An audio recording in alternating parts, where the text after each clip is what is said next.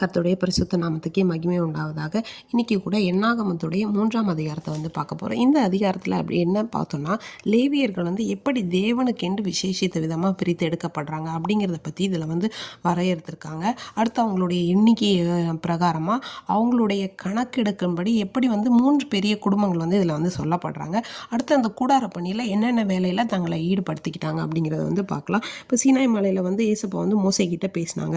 அப்போ என்னென்னா, ஆரோனோட குமாரர் என்ன பண்ணுறாங்க, இந்த நாதாப் அபியோ அவங்கெல்லாம் என்ன பண்ணுறாங்க அப்படின்னா, அவங்க ஆசாரிய ஊழியம் செய்கிறதுக்காக மொத்தம் 4 பேர் அவங்க என்ன பண்ணுறாங்க, பிரதிஷ்டை செய்யப்பட்டுட்டு அவங்க இயேசுக்காக ஊழியம் செய்யணும் தேவனுக்காகன்னு சொல்லி இருக்காங்க. ஆனால் இந்த நாதாப் அபியோ என்ன பண்ணுறாங்க, சீனாய் வனந்தத்தில் என்ன பண்ணியிருக்காங்க, அந்நிய அக்னியை என்ன பண்ணுறாங்கன்னா தேவனோட சந்நிதியில் கொண்டு வந்துடுறாங்க.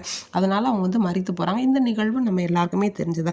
இப்போ என்னென்னா, எலயாசாரும் இத்தாமாரும் தான் என்ன பண்ணுறாங்கன்னா, அவங்க தகப்பனாகிய ஆரோனுக்கு முன்பாக இந்த ஆசாரிய ஊழியத்தை செய்கிறாங்க. இப்போ கர்த்தர் மோசையை பார்த்து சொல்கிறாங்க, நீ லேவி கோத்திரத்தாரை சேர்த்துக்கோ.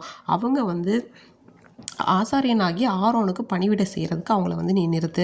அது மட்டும் இல்லாமல் ஆசாரிப்பு கூடாரத்தில் இருக்கிற எல்லா காவல் வேலை, எல்லா சபையின் வேலை எல்லாத்தையும் அவங்க தான் செய்ய கடவுணும் அப்படின்னு சொல்கிறாங்க.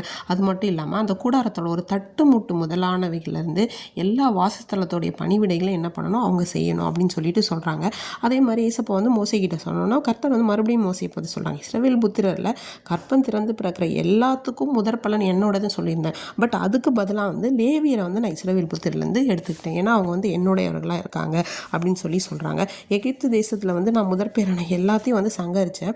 அப்போ இஸ்ரவேலில் இருக்கிற முதற்பேனெல்லாம் எனக்கு நான் பரிசுத்தப்படுத்தினேன். அது எல்லாமே என்னோடதாக இருக்குது. அதுக்கு பதிலாக நான் இப்போ என்ன பண்ணுறேன், லேவி புத்திரரை நான் எனக்குன்னு எடுத்துக்கிறேன் அப்படின்னு சொல்கிறாங்க. அதற்கப்புறம் என்ன பண்ணுறாங்கன்னா, தேவனுடைய வேலைக்காக லேவியர்களை பிரித்து எடுக்கிறாங்க இல்லையா, அவங்களோட அந்த ஆசாரியர்களுக்கு உதவிக்காக இந்த கூடார பணிகளில் அவங்க அர்ப்பணிக்கப்படுறாங்க. அந்த கணக்கின்படி என்னென்னா, 3 பெரிய குடும்பங்கள் யாருன்னா, கெர்சோனியர், கோகாத்தியர், அடுத்து மெராரியர் அப்படிங்கிறவங்க இருக்காங்க.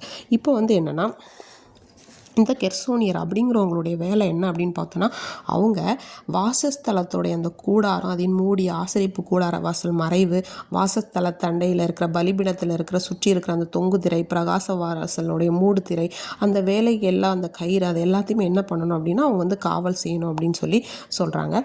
அடுத்தது இந்த கோகாத் புத்திரர் அவங்களுடைய வேலை என்னன்னு இப்போ காவலில் இப்போ எதை பார்த்தோன்னா, பெட்டி, மேஜை, குத்து விளக்கு, அடுத்து பீடங்கள், அது எல்லாத்தையும் அதில் இருக்கிறது எல்லாம் பார்க்கணும். அடுத்து மெராரியர் என்ன பண்ணுவாங்கன்னா, வாசஸ்தலத்துடைய அவங்களுடைய விசாரிப்புன்னு பார்த்தோன்னா, வாசஸ்தலத்தோட பலகை, அந்த மாதிரியான வெளிப்பிரகாரத்தில் உள்ள எல்லாத்தையுமே என்ன பண்ணணும்னா அவங்க பார்த்துக்கணும்னு சொல்கிறாங்க. தேவன் நம்மை அவருக்காக தேர்ந்தெடுத்துக்கிறாரு. எப்படி இந்த லேவியர்களை தேர்ந்தெடுத்தது போல் அவங்க எப்படி வெவ்வேறு கூடார பணியில் இருந்ததோ, சபையிலும் நாம் அப்படிப்பட்ட காரியங்களில் ஈடுபட்டு தேவனை மகிமைப்படுத்தும்.